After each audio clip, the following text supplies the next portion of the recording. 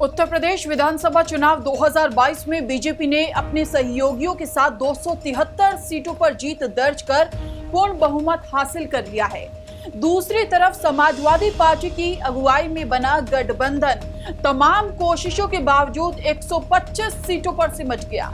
गठबंधन में सपा को 111 सीटें और रालोद को 8 सीटें मिली। अन्य दलों में बसपा को 1 और कांग्रेस को 2 सीटें मिली। लेकिन किन सीटों पर कांटे की टक्कर देखने को मिली और किन सीटों पर बहुत कम अंतर से हार और जीत का फैसला हुआ, आइए जानते हैं। लगभग 200 वोटों के मार्जिन से जीतने वाले उम्मीदवारों की संख्या सबसे ज्यादा बीजेपी से है और उसके बाद समाजवादी पार्टी से। धामपुर से बीजेपी के उम्मीदवार रहे अशोक कुमार राणा महज 203 वोटों के मार्जिन से विजयी हुए, जबकि कुर्सी से साकेंद्र प्रताप बीजेपी के प्रत्याशी को 217 वोटों से जीत मिली है।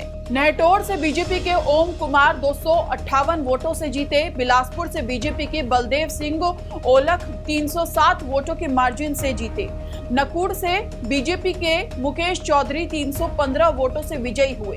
बड़ौद से बीजेपी के कृष्णपाल मलिक ने भी 315 ही वोटों से जीत का स्वाद चखा, जबकि कटरा से बीजेपी के उम्मीदवार रहे वीर विक्रम सिंह ने 357 वोटों के मार्जिन से जीत हासिल की। अब बात करते हैं समाजवादी पार्टी के प्रत्याशियों की। चांदपुर से समाजवादी पार्टी के स्वामी ओमवेश 234 वोटों से विजयी हुए। रामनगर से समाजवादी पार्टी के फरीद महफूज किदवई 261 वोटों से जीते। इसोली से समाजवादी पार्टी के मोहम्मद ताहिर खान 269 वोटों से विजयी हुए।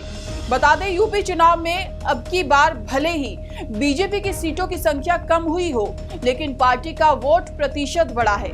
2017 में बीजेपी 40% वोटों के साथ 312 सीटों के साथ सत्ता पर काबिज हुई, लेकिन अब की बार 41% से ज्यादा वोट मिले और 255 सीटें जीती। 1980 से लेकर 2017 तक बीजेपी को 40% से ज्यादा वोट नहीं मिले, लेकिन अब की बार नया रिकॉर्ड बना है।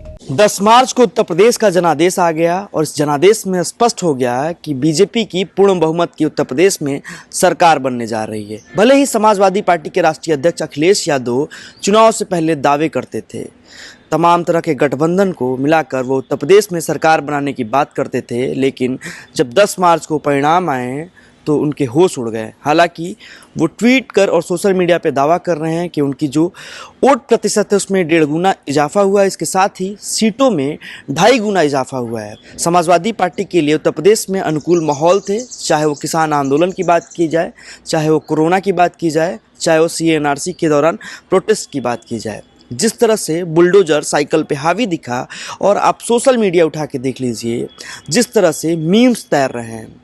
योगी आदित्यनाथ ने अपने नेतृत्व के दम पर उत्तर प्रदेश में एक बार फिर से बीजेपी को स्थापित कर दिया।